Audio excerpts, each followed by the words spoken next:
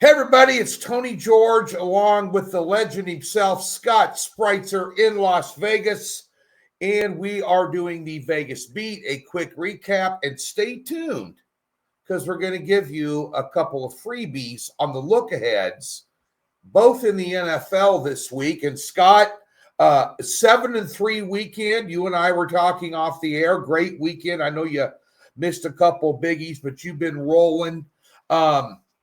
And myself, a 3-3 weekend, 0-3 in college, and 3-0 in the NFL with a nice 16-5 run in the NFL, and I'll take it. A couple of weeks ago, sorry we missed you last week, folks. I had a little medical thing last week. Once you get gray hair like Scott and I, every now and then you have something medical. Yeah. I'm just happy to have hair. I'll take it if it's gray. No kidding. But we were talking about a couple of teams we really had our eye on. And Scott leaned more towards, I said, who's for real? The Colts or the Bucs? Now, we're going to find out the Bucs tonight. They're a little shorthanded. They're playing a pissed-off Detroit team who got beat up in Kansas City. Kansas City seems to be back. We'll talk about that in a minute. But the Colts yesterday, Scott, when that line opened up and had them as an underdog, I thought that was a trap line. I took the Chargers in the Circa Millions contest. My only loss so far this week in that contest. And Indianapolis, Scott, just continues to impress me. Yeah, I mean, it was like no wrong answer, Tampa Bay or Indy a couple weeks ago. So far, no wrong answer. That game played out. I'm sorry you lost it. It played out well for me. I didn't have a side or a total, but I had a prop. I had Herbert over 253.5 passing yards. And my whole thought on that was they could very well in this game be trailing. He's going to have to throw the ball a lot. They got the injuries at running back, and the offensive line's banged up, so they might not be able to run well. And I think he threw for about 400. It was one of those props that was just, damn it, I wish I would have had a bigger play on it than I did. Right. But because it was that easy. But yeah, I mean, it's a situation where you've got fantastic coaching. We talked about this. I mean, you and I have over the years. I've talked about it with other people. A quarterback has to land in the right environment. And Danny Dimes has landed in the right environment. He's got a coach who stresses being able to run the football with one of the best in the business, and Taylor might be the best running back in football this year. And so it's not like it's all on Danny Dimes' shoulders. And one thing about what he's done has been able to fit in with his team well. This goes all the way back. I can remember talking about, you remember David Carr when he went to Houston? Sure. Yeah. Highly regarded, going to have a big pro career. And he went to Houston where they had like a brand new offensive line. They were terrible. And he got sacked 43.3 times per game. And if Tom Brady goes to a team like that, we don't talk about Tom Brady as being GOAT. That's right. The bottom line. And so he's in the right place. He's got the right fit. He's got a coach he's a quarterback whisperer for one thing. And then also, again, they've got a running game they can depend on. Yeah. Yesterday against the Chargers, they went up against a badly banged up Charger defense. Yeah. And that was in offensive line, and that was part of it too. But it's a bummer that you didn't get the win. I was real happy, obviously, with Herbert going over that total with a lot of room to spare. Yesterday was kind of so-so. We could talk about my big loss yesterday. I was really bummed about that because, Tony, we were aiming for my fourth straight big play sweep in college and pro football, and it did not happen. Yeah, I know. I did not know. People think skeptics out on the internet, on YouTube, think we're all in cahoots, so we all know who's got what play. I don't know what Scott's got. I don't think being here 8 years with Scott, I don't think I've texted you probably more than 2 or 3 times over the year and go, who's your 7 unit? Who you got? We just don't, because it doesn't. Well, you know what we do? You know what we do? Because we have different styles to a certain extent. Yeah. I mean, we look at a lot of the same stuff, but we have different styles. And we respect each other's style enough to say, you do your thing, you do mine, and I'll root for you as long as you're not against me. And then what we do text is usually when things aren't going well at the end of the day. That's what we've texted a few more times. Yeah, we can't read those on the air verbatim, I might add, either.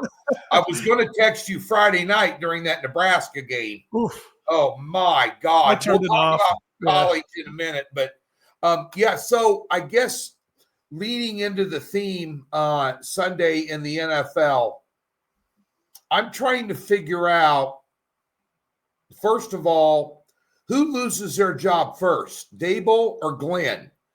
The Jets haven't scored a touchdown in 2 weeks. They're 0-7. Now, just FYI, and Carolina, who, can't get a lap dance in Vegas with a fistful of hundreds if they're on the road, they go and win, hold the team to no touchdowns on the road. We all know Carolina's unbeaten at home. They're a different animal at home. Yeah. And so, I'm not putting a lot of stock into a 13-6 win. But the Jets are so bad that the last two teams they played scored 11 and 13, and they lost both games.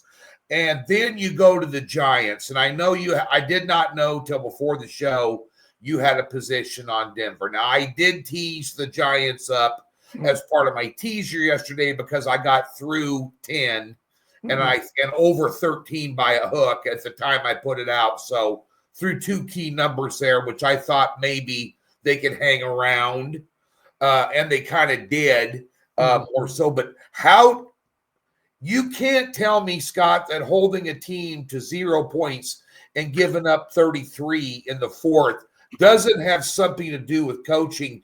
And when are they going to be done with this freaking Dable there, man? Well, first of all, Glenn, I don't know how he landed that job with the Jets. That's ridiculous. It's kind of funny. I saw a note the other day that the two head coaches who wear capri pants on the sideline are both terrible, which was McDaniel down at Miami and Glenn with the New York Jets. Right. There you go. Quit wearing capri pants on the football field. Just a little personal shot there. But as far as what's going on with the Giants, it's like because of Dart and Scattaboo, I don't know if we want to call it light at the end of the tunnel because they probably need a change up top. I thought Dable was going to be a better coach than he has been.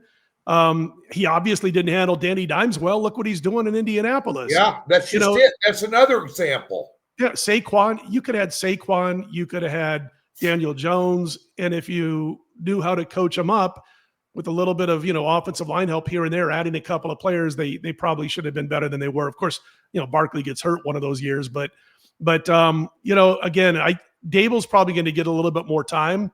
It sure would have helped his cause if he could have hung on to a big lead on a couple of occasions on Sunday. Here's the thing for me. I was going, like I said, for the fourth straight weekend big play sweep, college football, NFL combined. And it's been a real nice season so far, both sports, both leagues. And so I'm sitting there on Sunday with Denver. I had a 6-star on Denver. And I was feeling actually really good about that. I really was going into the game. And I see the score, just 6-0, 7-0, whatever, 19-0. I'm like, wow. Into the third quarter, no points scored. I'm like, boy, does this look pretty for a 6-star. They're not going to score a point against the New York Giants at home. And so all of a sudden they come storming back. The Giants don't take care of the football. Denver comes storming back. So they go up, 30-26. And I'm like, gosh, darn it. Come on, Dart, lead them down the field. I'm not going to win this bet if I don't get a pick six. So I either want a pick six and Denver goes up and covers, or Dart leads his team down the field. They take the lead late, and the team that I was on who couldn't muster a cover against the New York Giants loses outright, which makes me feel a little better, although the money doesn't help. But right. So, of course, they score. Of course, they miss the extra point, which is Giant-like. And I'm sitting there and I'm going, what's going to happen here? Here comes a field goal for Denver with a second to go. And sure enough, down the field, they kick a field goal and they win. But yeah, Dable's I don't know. He's got a few more weeks, maybe. I think I saw the first time ever where a team, was losing by double digits without a point, first three quarters, and comes back to win in the fourth, scoring more than, 21 points or whatever. But the bottom line is that I was shocked at the fact that defense gave up all that they did to the New York Giants. Dart wasn't that efficient. He was 15 for 33, Tony. But they were able to do what they had to when they needed to for most of that game. And that Denver defense, which is supposed to be super strong, and they are, if you look at the metrics going into that game, they just, they couldn't hold them in check. And of course, the Denver offense didn't help the Denver defense. But it was never a chance of covering. It would have taken a miracle pick six. So I'm not sitting here whining about the loss. It was wrong side. And the right result came in for those who backed the New York Giants. Yeah, there were 441 guys on Denver in the Survivor out there at Circuit, too, that were just probably thinking they were out kicking the dog on the front porch at the end of the third quarter. I can't believe it. I do have a question for you. Let's just talk about my local boys. They had Rice back yesterday. They held the Raiders to under 100 yards total, which is just unheard of unless you're, like the 2003, whenever Trent Dilfer was quarterback of the Ravens with Ray Lewis and Ed Reed and all those guys. But Kansas City alive in the AFC West again. Looks like the Chargers are faltering through attrition and injury, and they're going to get too far behind the 8 ball. KC plays in with revenge yet. The Raiders, obviously, no threat to Kansas City. Denver looks fallible and beatable. I always look at teams in the top of the division, Scott, and I go, who do I want? I look at the quarterbacks. Bo Nix, Patrick Mahomes. Right. There's no question. You look at the two coaches. Sean Payton's a good coach. Andy Reid is an unbelievable coach. Sure. Kansas City, though, looking like they're starting to make their run, Scott. Yeah, I was looking here. Let me look it up real quick here because I'm trying to think of were the Chiefs 1-2 or 1-3. I'm spacing it off right now. They were 1-2. 1-2, and that was right. Then they were get to 2-3. Right. They were going into Baltimore, right, at 1-2, where they played Baltimore, right. I think. And so I can remember doing that show, and I was like, if they can beat Baltimore, I think this team can turn it around because, and of course, at the time, Baltimore, they still had Lamar. The defense was banged up, but they were more respectable back then. He went out in that. That's where he tore his hammies against KC late. Yep. Going into that game, he was healthy. Again, they were respectable. The loss to Buffalo in opening week was a game they could have won, probably should have won. Yep. So we didn't know that defense was that bad going into that game with all the injuries.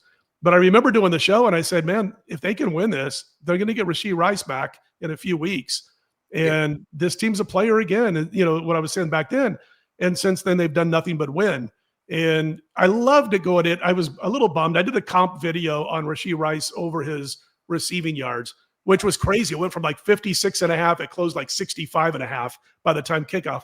And he didn't get there. The reason he didn't get there is because KC whipped the crap out of the Raiders, and they didn't have to throw the ball after he got to 42 yards. It was a comp prop that I did on video last week. But I love that Andy Reid said, we're not holding him back. We're not going to limit him. Rashee Rice is ready to go. Yeah. And he was. So they're going to stretch the defenses with Rashee Rice. They got Worthy, who can also do it once in a while. Kelsey looks like a whole different player. Well, again, it's against the Raiders. They said 10 years ago we were getting an NFL team in Las Vegas. They built a beautiful state-of-the-art stadium. I still don't see an NFL team in Las Vegas. I mean, come on. This Raiders team is garbage. Yeah. Geno Smith is a terrible quarterback. Horrible. He had a couple of good seasons somehow in Seattle. He doesn't read defenses before the snap real well. And I think he threw another 3 picks on Sunday, if I remember right. Bottom line is they've got Ashton Genty and not a whole lot else. And then Max Crosby gets hurt against the Chiefs. Not that they had any chance, even if he played. But this is a bad football team. They're poorly coached. They don't have a quarterback. Might be the worst team in the NFL. And sure glad they brought him here. But anyway, but yeah, I mean, your KC Chiefs, no doubt, are back in the mix. And I never thought they were out of it. Again, week 3 or whatever that was, I said, wait till they get Rashee Rice back. Andy Reid, Patrick Mahomes, they're not out of it. I don't think they are either. Now, I know it's going to anger some people because now they're the team everybody loves to hate whenever you start winning, just like the Patriots. But one thing about Geno Smith, you're going to look good when you got Charbonnet and Walker running back, DJ Metcalf, Lockett, a really good defense. You go somewhere without that star power, and you're seeing the results of that. And you're seeing, although Metcalf and Lockett are gone, you got Cooper Kupp and the Najigba Smith and the Jigba guy there, and other players stepping up at Seattle, which is in a game tonight against Houston, which I think they probably prevail. Mm-hmm. We're taping this right before the games, folks. But nonetheless, Geno Smith, that I thought that was a mistake, and And Real quick, Tony, going back, I mean, I'm jogging my memory here as you're talking, going all the way back to his last year at West Virginia. He went into that season as one of the Heisman favorites. yep. And he started out real well. Like they were like 4-0 or 5-0, something like that. And he was playing well. And here comes old Bill Snyder from K-State. And he starts throwing all these pre-snap switches on defense. And it threw him off. He had a horrible game. He lost. And guess what? He was never the same. It was like Bill Snyder.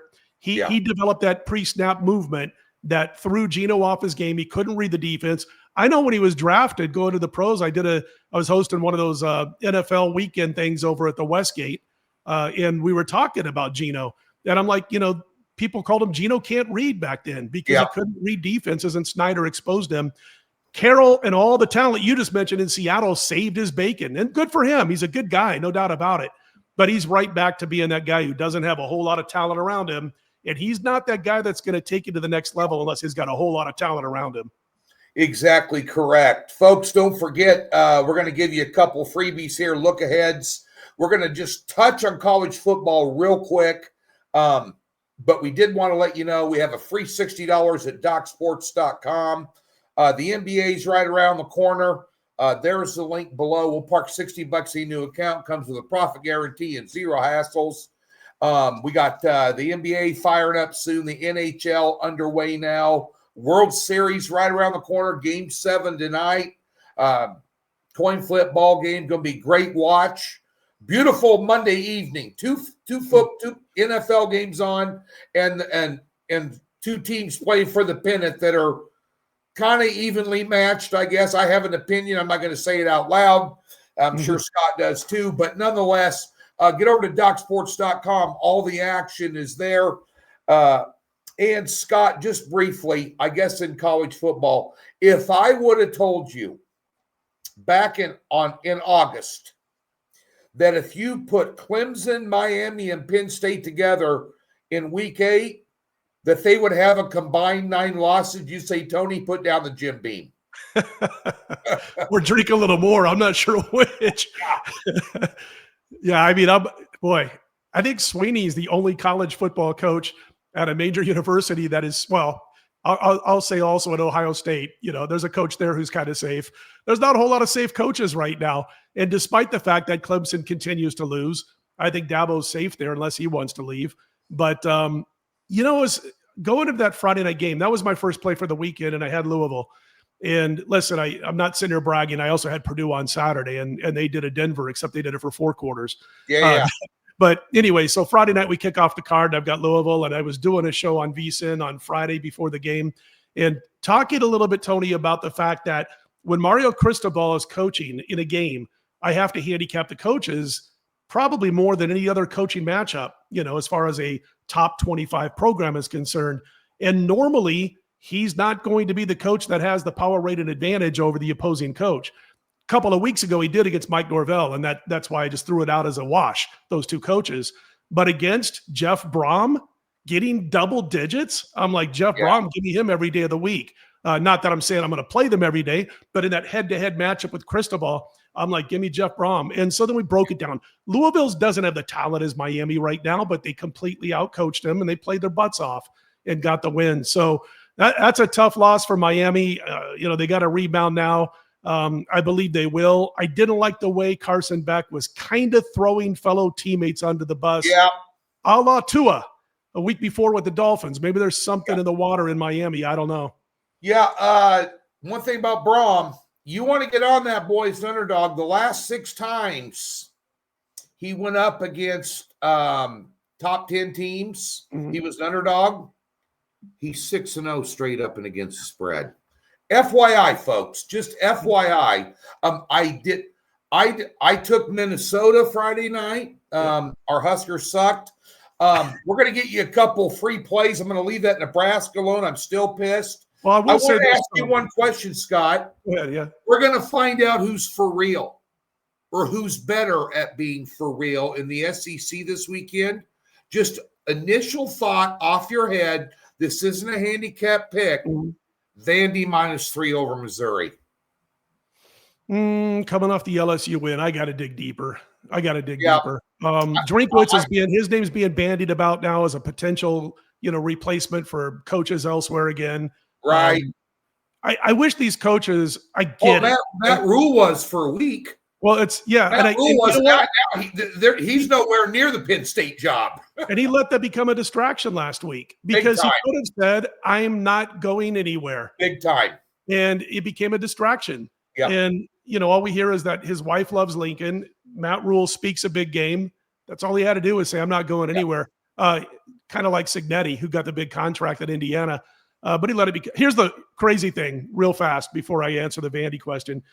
Matt Rule could go from being a top prospect, the betting favorite to land the Penn State job, to getting run out of Lincoln, Nebraska if this team loses 3 or 4 more games this year, which is possible because every game they're in goes, a one-score game by the end of the contest. And UCLA is no longer a pushover. USC could beat him. Iowa could beat him. He could go from guys lining up to drive him out of Lincoln after, anyway, he could have ended that whole thing right away. Vandy or Mizzou, I'm going to hold off, Tony, only because it's Monday and I got to dig deeper. And I don't have a play on it right now as a Monday afternoon. We had Vandy on Saturday over LSU. It's all about getting them their head straight, again, off the LSU win. And if they can, and I believe they can, then I think they can handle Drinkwitz and Mizzou. Impressive. Here's your free picks, folks. The clock's long here.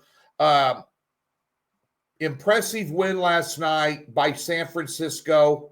Impressive coaching job by Shanahan.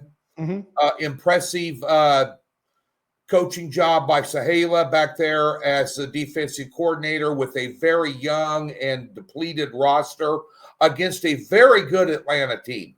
Atlanta has a lot of talent. They're a good football team. They're going to be playing at Houston. I think Houston's offensive line is going to have problems. San Francisco opened up at +1, now up +1.5. In some spots, I jump on them before that line flips. Your early pick this week, Scott. And by the way, that game real quick, San Francisco, last night, Scott Rickenbach and I do that opening line report. It's more of a sharp move report because we don't talk about the opening lines other than sharp moves. And San Francisco had gone from a 2.5-point dog to a 1.5-point dog right out of the blocks.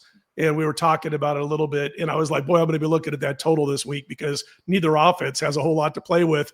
That might be a low-scoring game in that one. But I'm going to go with a teaser, which I hardly ever do. I probably play 3 or 4 2-team NFL teasers per year.